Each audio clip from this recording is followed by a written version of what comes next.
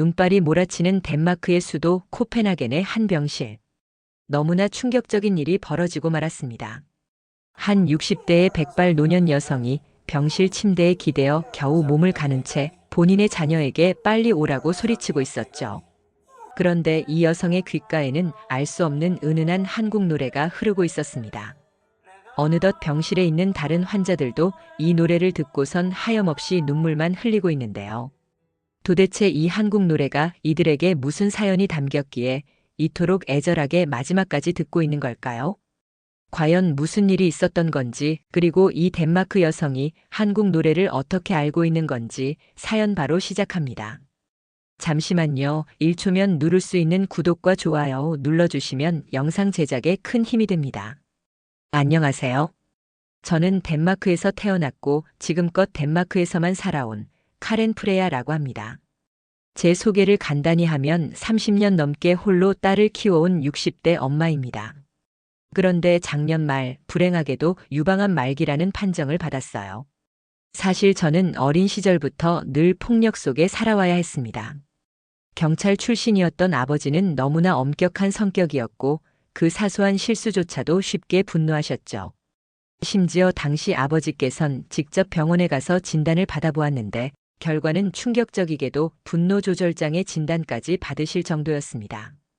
불쌍한 제 어머니는 자식들을 위해 어쩔 수 없이 그런 분노조절장애 아버지의 폭행을 견디시며 지내왔고 그런 저 역시 제 어머니처럼 순종적인 삶을 살아야만 했습니다. 돌이켜보면 항상 긴장하며 살아야 했고 숨 쉴 틈 없는 하루하루의 연속이었죠. 결국 부모님은 이혼하셨고 당시 어렸던 제 입장에선 더 깊은 외로움 속에 놓였습니다. 솔직히 단 한 번도 마음 놓고 웃어본 적도 없었고 단 한 번도 평화로운 일상을 느껴본 적도 없이 살아왔어요. 그렇게 힘들게 살아오던 제 삶에 그것도 아주 늦은 나이였던 30쯤 어느 날 너무나 과분한 첫사랑의 한 남자를 만나게 되었습니다. 그런데 참 아이러니하게도 바로 한국 남자였어요. 제 주변 지인들은 모두 덴마크 남자를 만나고 있었는데 저만 한국 남자를 만났기에 다들 헤어지라면서 반대했습니다. 동양인 남자를 왜 만나냐면서 저에게 다들 헤어지라고 했었죠. 하지만 그 사람은 저에게 사소한 행복이라는 뜻을 처음으로 깨닫게 해준 너무나도 고마운 사람이었습니다. 저는 당시 그 사람과 영원히 함께하고 싶었지만 어머니는 극구 반대했었고 결국 우리는 헤어질 수밖에 없었어요. 그 이후로도 제 삶은 크게 달라지지 않았습니다. 선을 봐서 어쩔 수 없이 덴마크 남자를 만나 결혼을 했지만 이 사람 역시 군인 출신이라 그런지 너무나 폭력성이 짙은 성격이었고 저는 또다시 폭력을 견디며 살아야 했습니다. 남편은 술을 마시고 폭력을 휘두르는 날엔 참 신기하게도 제 아버지를 연상시킬 정도였고 결국 저는 도망칠 곳 없는 현실 속에서 묵묵히 참으며 살아야 했죠. 참아야 했던 이유는 당연히 겨우내 잘 키우고 싶었던 제 딸 때문이었습니다. 이 아이만큼은 저처럼 살게 하고 싶지 않았기 때문이었죠. 그러던 어느 날 제 남편은 어김없이 술에 취해 제 딸에게도 무자비한 폭력을 가하려는 모습을 보게 되었고 너무 화가 났던 저는 그제서야 큰 용기를 내어 딸아이를 등에 업고 새벽에 도망치게 되었습니다. 그 후 저는 혼자서 제 딸을 오랜 세월 키워왔고 이 아이가 저처럼 외롭지 않도록 늘 최선을 다해 살아왔죠. 저는 정말 그 누구보다도 제 딸을 행복하게 키우고 싶었습니다. 그런데 하늘은 참 무심하게도 저에게 암이라는 큰 병을 주시더군요. 병원에서 진단을 받았을 때 의사 선생님께선 저에게 유방암 말기라는 내용만 말씀해 주실 뿐 더 이상 말을 잇지 못하셨습니다. 하지만 저는 이렇게 빨리 세상을 떠날 수는 없다는 생각이 강했어요. 하나뿐인 제 딸을 이렇게 허무하게 세상에 제 딸을 혼자 두고 저 혼자 떠날 수는 없었기 때문입니다. 정말 하늘이 너무나 야속하고 원망스러웠죠. 제 딸 리바는 매일 병실에 찾아와 제 곁을 지키며 조용히 눈물을 흘렸습니다. 그리고 늘 저에게 말해주었죠. 엄마 아직 늦지 않았어. 치료하면 나을 수 있어. 하지만 저는 알고 있었습니다. 저에게 남은 시간이 그리 많지 않다는 걸 말이죠.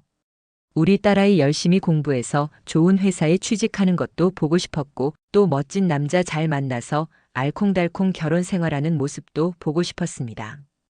또 눈에 넣어도 안 아플 이쁜 손주도 보면서 남들 모두 경험하는 그 소소한 행복과 기쁨을 누려보고 싶었는데 그런 날들이 저에겐 결코 허락되지 않는다는 생각에 하염없이 눈물이 흘렀고 결국 그런 소소한 행복조차 나는 이젠 누릴 수 없다는 생각에 너무 서럽기까지 했죠. 그럴 때마다 저는 제 마음을 진정시키기 위해 조용히 이어폰을 끼곤 했습니다.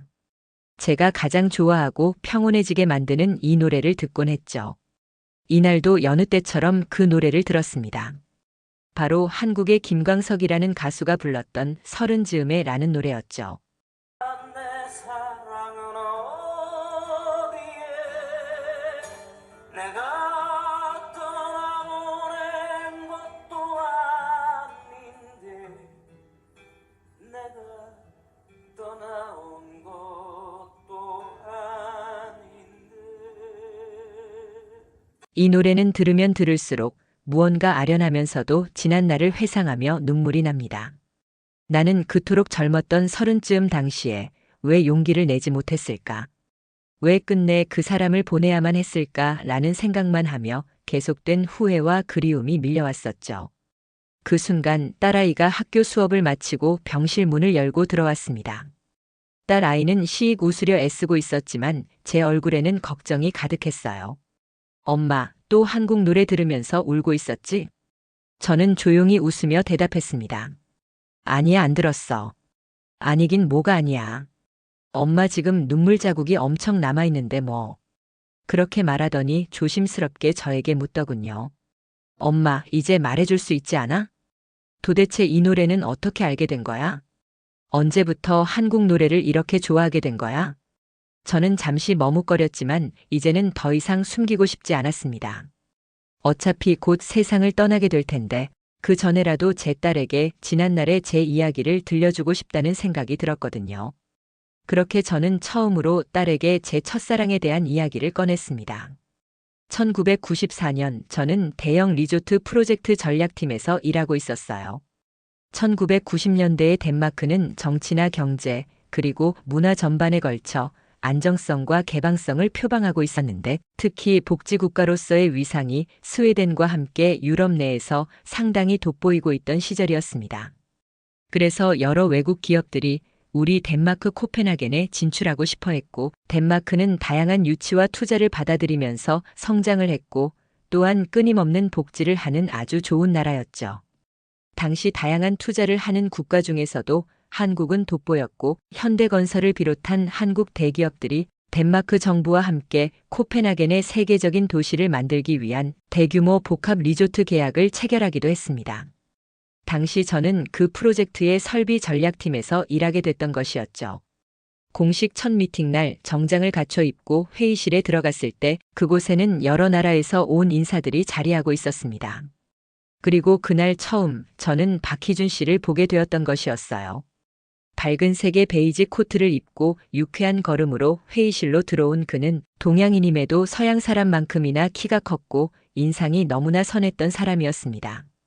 하지만 첫인상은 그리 좋지 않았어요. 회의 시작도 전에 이미 보고 자료를 넘기며 한숨을 내쉬더니 이건 도저히 전략적으로 맞지 않습니다라며 제 설비 전략 자료를 그 자리에서 찢어버렸기 때문입니다. 갑작스러운 그의 행동에 회의실 분위기는 순간 냉랭해졌고 저 역시 몹시 화가 났었죠. 그러면서 저는 박희준 씨에게 물어봤습니다. 도대체 이 설비 전략 자료 관련해서 어떤 문제가 있는 건가요? 그는 잠시 제 얼굴을 바라보더니 무언가 확신에 찬 얼굴로 단호하게 대답했어요.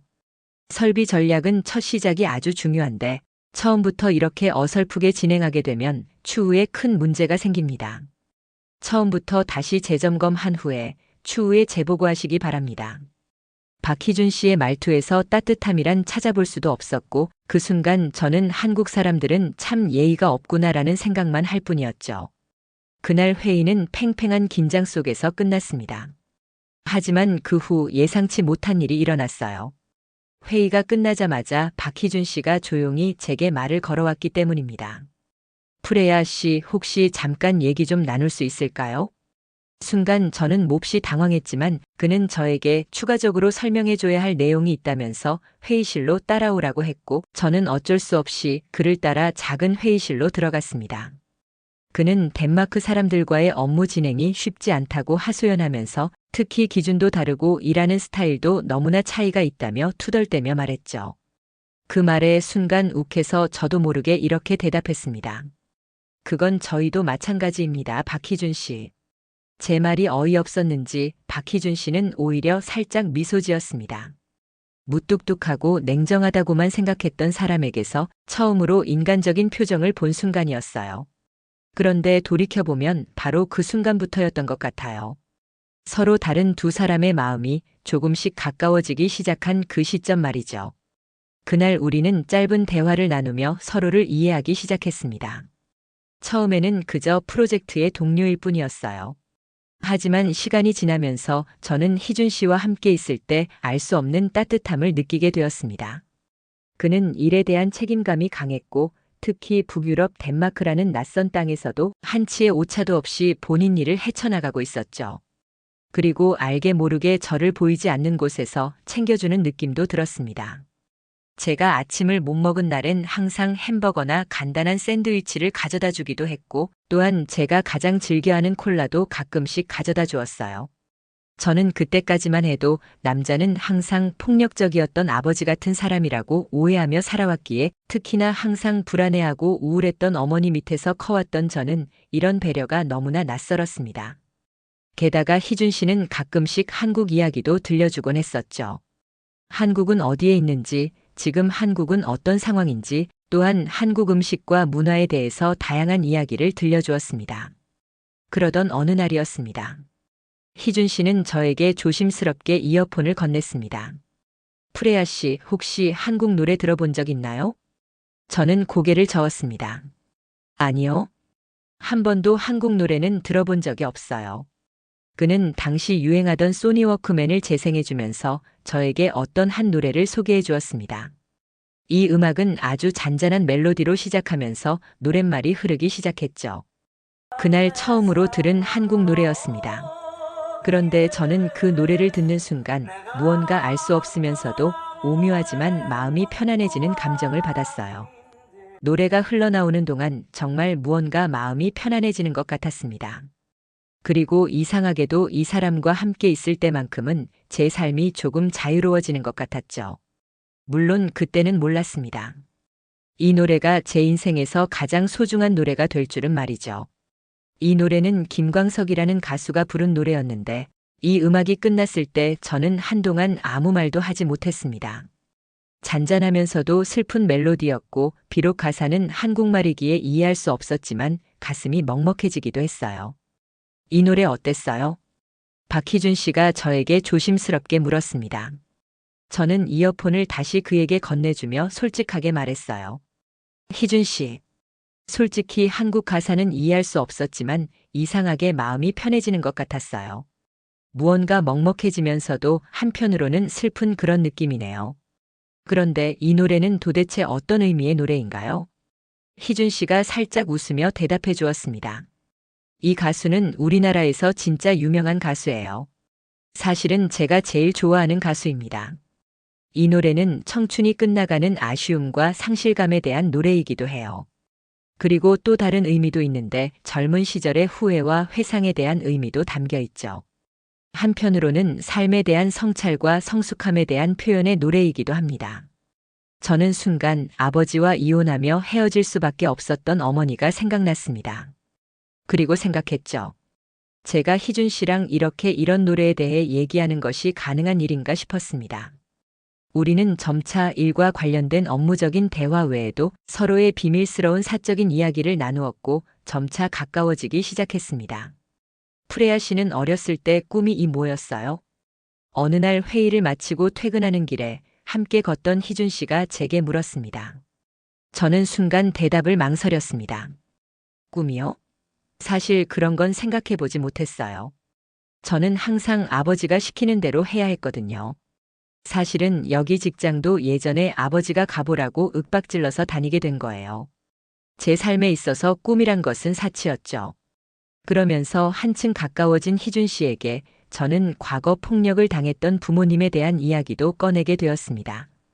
아주 사적인 이야기도 하게 되었는데 희준 씨는 그동안 어떻게 살아왔냐며 저를 위로해 주었죠. 그런 일이 있었군요. 그동안 정말 고생 많았어요. 그때 저는 처음 듣는 위로에 눈물이 왈칵 쏟아졌습니다.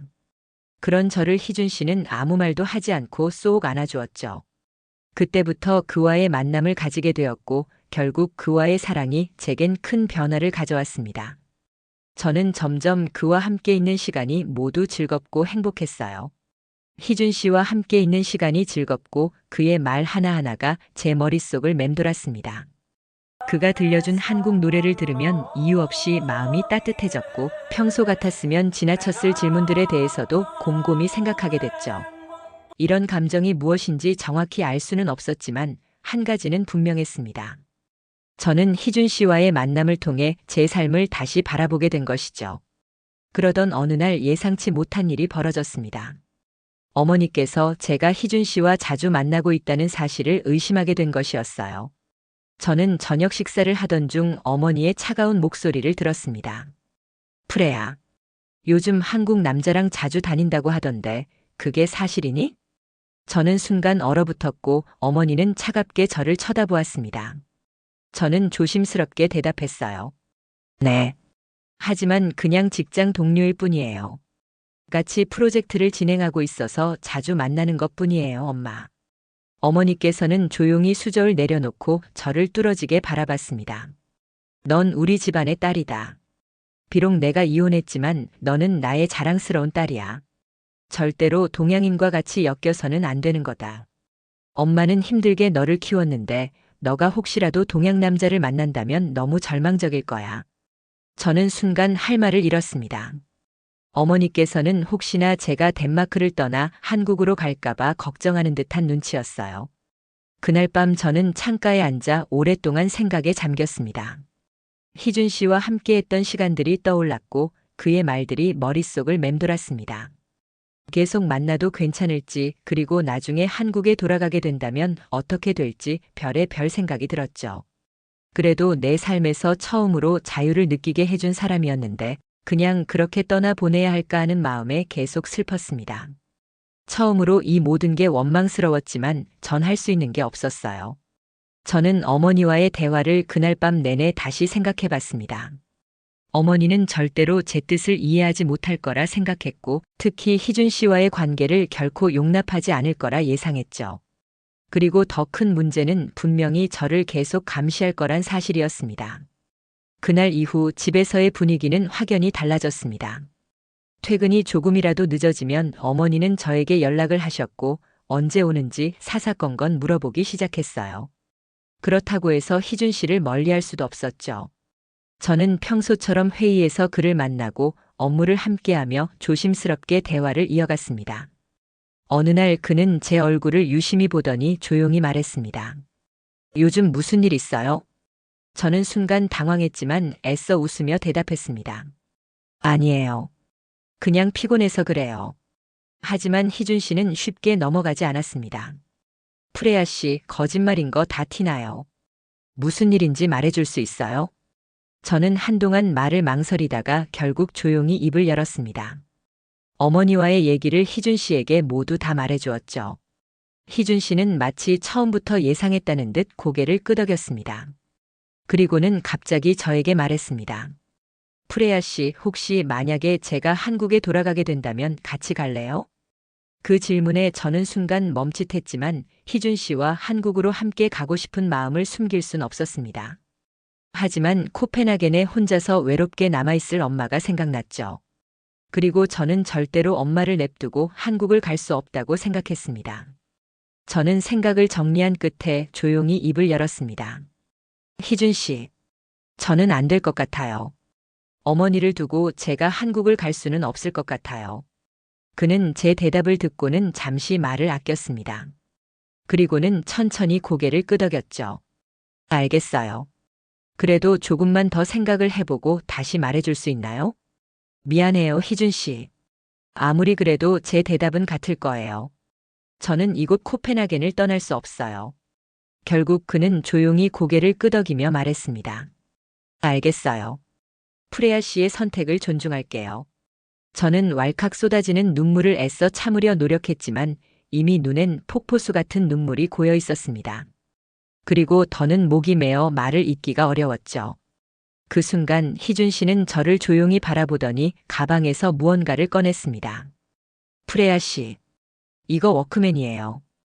이거 프레아 씨가 항상 가지고 있었으면 해요. 제가 프레아 씨에게 줄 수 있는 마지막 선물이네요. 사실 프로젝트도 이미 끝났기 때문에 이제는 한국으로 돌아가 봐야 하거든요.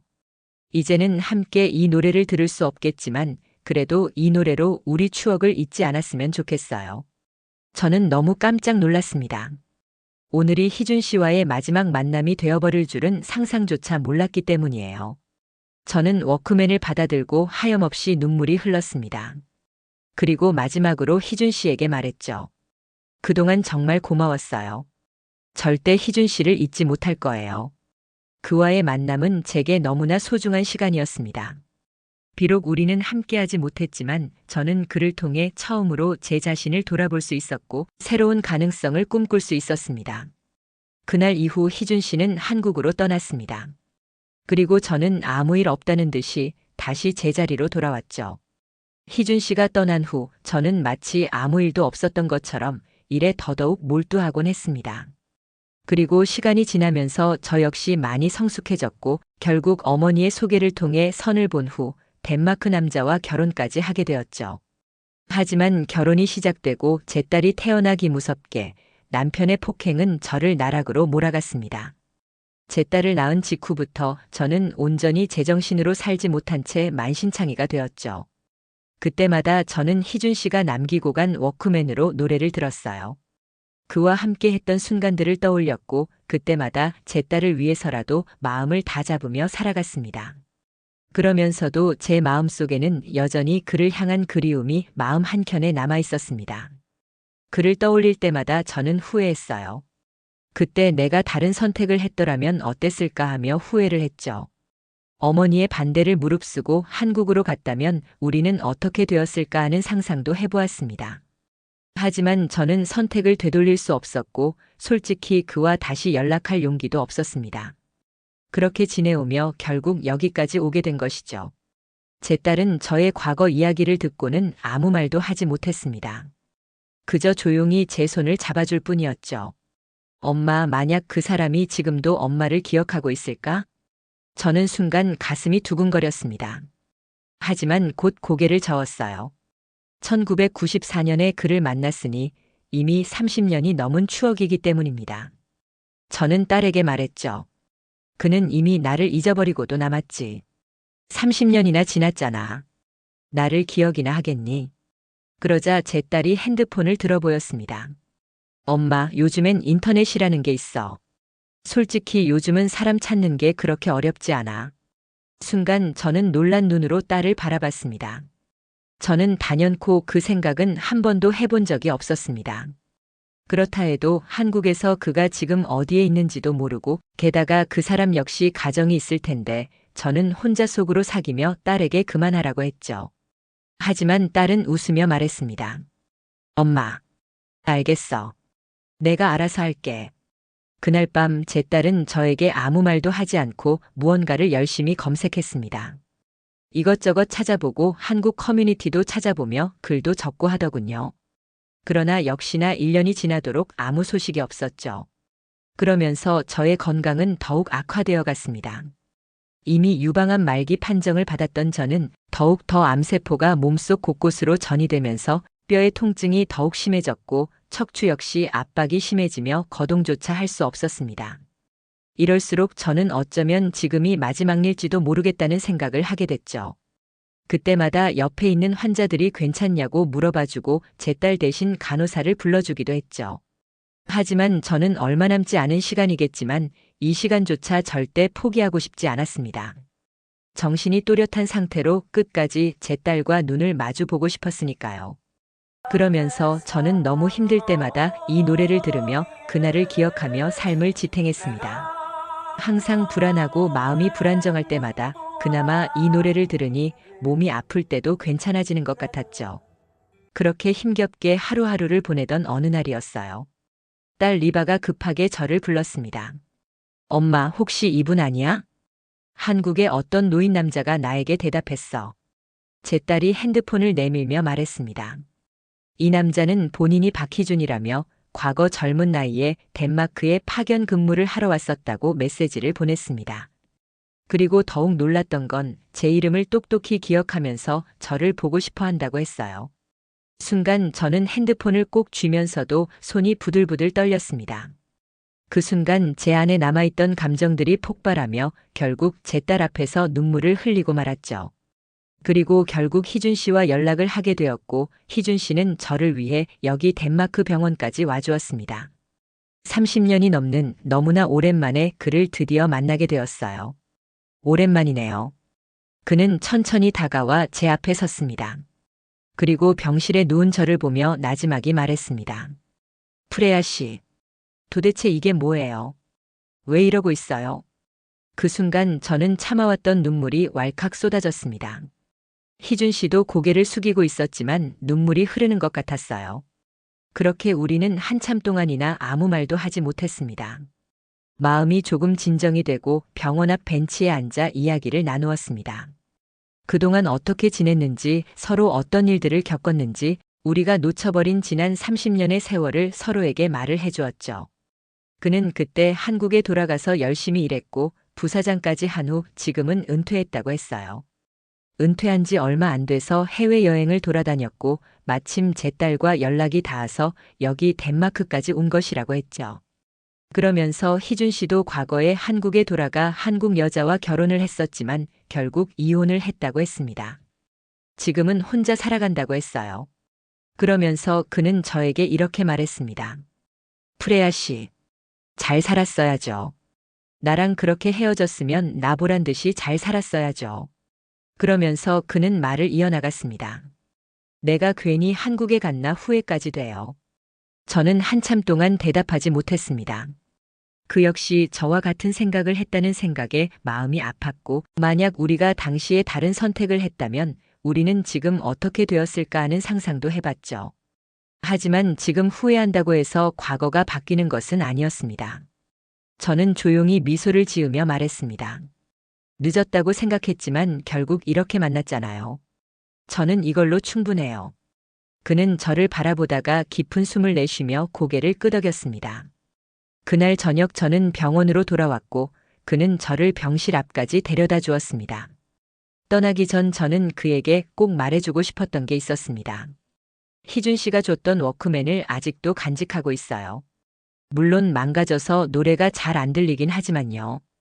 그래도 그 노래를 들으면 마음이 편안해져요. 고마워요. 희준 씨도 그 노래가 어떤 노래인지 잊지 않고 있는 것 같았습니다. 지금 저는 죽음을 앞두고 있는 사람이지만 제 삶의 끝에서 가장 따뜻한 봄을 맞이하고 있는 순간이기도 합니다. 희준 씨와 함께한 날들이 점점 많아졌습니다. 그가 병원에 오는 건 어느새 당연한 일이 되었고 제가 눈을 뜨면 가장 먼저 찾게 되는 것도 제 딸보다 그 사람이었어요. 그런데 행복이라는 게 그렇게 오래 머물러 주진 않나 봅니다. 어느 날부터 다시 뼈와 척추가 시리도록 아프기 시작했죠. 처음엔 그냥 몸이 좀 피곤한 줄 알았습니다. 하지만 가슴 깊은 곳에서 느껴지는 묵직한 통증은 제게 또 한 번 현실을 일깨워 주었습니다. 검사를 받고 난 뒤 의사 선생님은 조심스럽게 말하셨어요. 유방암에서부터 시작된 암세포가 온 몸 전체를 전이시키고 있어요. 그동안 통증이 덜했던 건 아마도 안정감과 심리적인 부분이 컸을 겁니다. 이젠 정말 두어 달 정도 남은 것 같아요, 프레아 씨. 그날 이후 희준 씨는 병실에 간이 침대를 놓고 간병을 해주기 시작했습니다. 밤이면 항상 제 옆을 지켜주었고 제가 잠에서 깨면 가장 먼저 제 손을 잡아주는 사람도 희준 씨였죠. 그의 눈엔 피곤함이 가득했지만 단 한 번도 싫은 티를 지 않았습니다. 곧 다가올 죽음 앞에서 결코 저는 혼자가 아니었어요. 수많은 날들을 외로움 속에서 버텼지만 결국 저를 잊지 않은 사람이 지금 제 옆에 있고 제 곁에 있어 주었기에 너무나 행복합니다. 병원에서도 사람들이 말하더군요.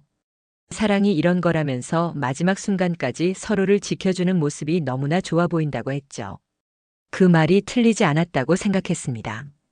요즘 저는 아침이 와도 두려워하지 않습니다. 밤이 돼도 전혀 외롭지 않죠.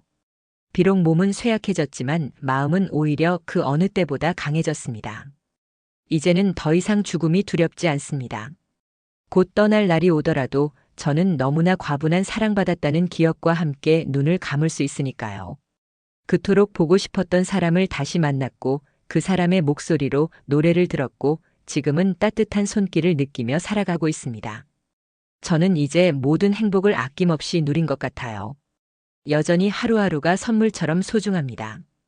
그러면서 점차 시간들이 쌓여 또 다른 내일을 만들어가고 있네요.